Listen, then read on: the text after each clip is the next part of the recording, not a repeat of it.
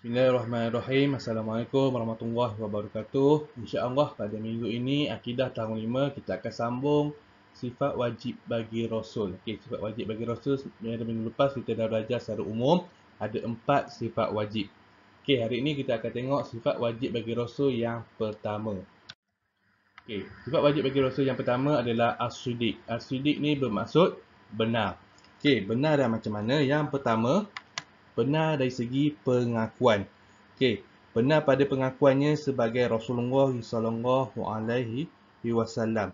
Okey, dia mengaku diri dia adalah nabi ataupun rasul yang diutuskan oleh Allah Subhanahu wa taala. Okey, yang kedua, benar dari segi perkataan.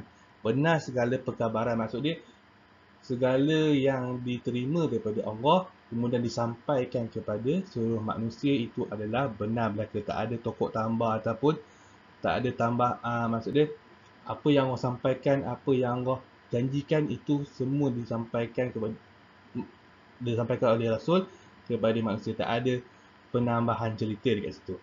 Okey, yang ketiga, benar dari segi perbuatan. Benar segala perbuatan dan tindakannya adalah bimbingan dan ajaran daripada Allah Subhanahu Wa Taala. Okey, contoh dari segi solat. Okey, Nabi tunjuk cara solat macam mana, itu adalah semuanya adalah daripada Allah yang memberitahu ataupun menyampaikan kepada rasul-rasulnya.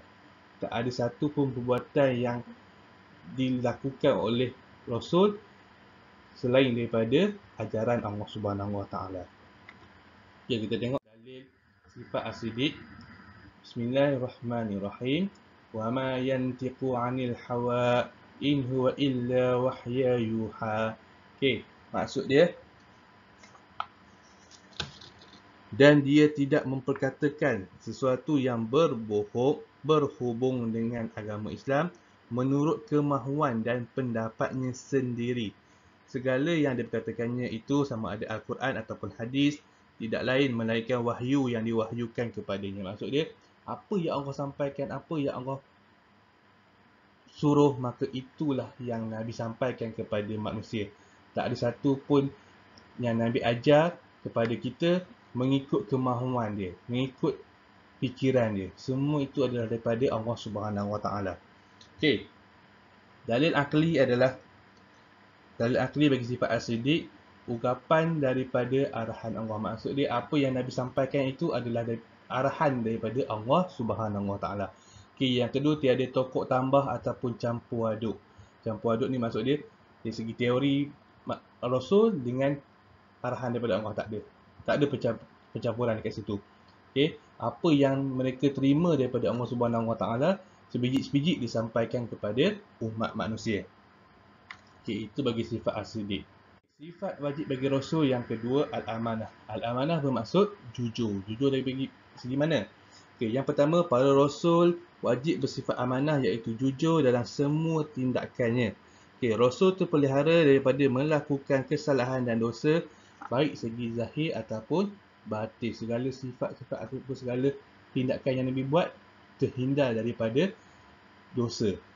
Okey, sebab Rasul ni bersifat maksum. Maksum ni tak ada dosa lah. Okey. Kemudian yang ketiga, Rasul tidak akan melakukan penyelewengan terhadap apa yang dianugerahkan oleh Allah Subhanahu Wa Taala. Okey, maksud dia kat sini, Allah wahyukan Al-Quran Karim kepada Rasul. Okey, ayat demi ayat, tak ada satu pun yang Rasul, yang Nabi Muhammad SAW selewengkan. Contoh, ayat 1 sampai 5 surah Al-Alaq, macam mana Allah ajar kepada Nabi, macam itulah Nabi sampaikan kepada kita. Okey, tak ada satu ayat pun yang Nabi tokok tambah dalam wahyu yang Allah berikan kepada dia. Okey, yang ketiga, tiada salah guna kuasa. Rasul tidak pernah menyalahkan semua kelebihan yang diberi, malah menggunakannya dan melakukannya mengikut apa yang dikehendaki dan diperintahkan oleh Allah Subhanahu Wa Taala. Okey, Allah memberikan segala kuasa. Contoh, Allah bagi Nabi boleh belah bulan menjadi dua. Okey, tapi Nabi tak gunakan kuasa yang dia ada tu ke arah riak. Contoh nak menunjuk, tak ada. Okey, apa yang Nabi buat, apa yang Nabi tunjuk tu ada semua daripada Allah Subhanahu Wa Taala. Allah yang perintahkan Nabi buat. Okey. Okey, seterusnya kita tengok dalil bagi sifat amanah. Okey, sini salah Sifat amanah. Okey, dalil bagi sifat amanah. Bismillahirrahmanirrahim. Inni lakum rasulun amin. Okey, maksud dia sesungguhnya aku ini ialah rasul yang amanah yang diutuskan oleh Allah Subhanahu Wa Taala kepada kamu. Okey. Dalil akli bagi ini, wahyu yang diterima tidak pernah ada sebelum ini. Maksud dia, wahyu yang Allah sampaikan kepada Rasul tak pernah ada di fikiran manusia, mana-mana manusia yang ada sebelum ni. Okey. Yang kedua, jika Nabi ataupun Rasul menyampaikan sesuatu perkara yang bukan daripada perintah Allah, tetapi menggunakan akalnya, maka dia akan terperangkap jika dicabar berhujah. Kalau Nabi dengan Rasul ni dia guna segala fahaman dia, segala teori dia tanpa daripada wahyu Allah, dia suka-suka hati dia nak buat ajaran sendiri, maka dia sendiri akan terperangkap dalam ketika berhujah. Contoh macam kita lah. Kita ni kalau kita buka agama baru, okay, kita bagi dalil-dalil, maka kita sendiri akan terperangkap. Maksudnya kita tak boleh jawab soalan demi soalan orang lain.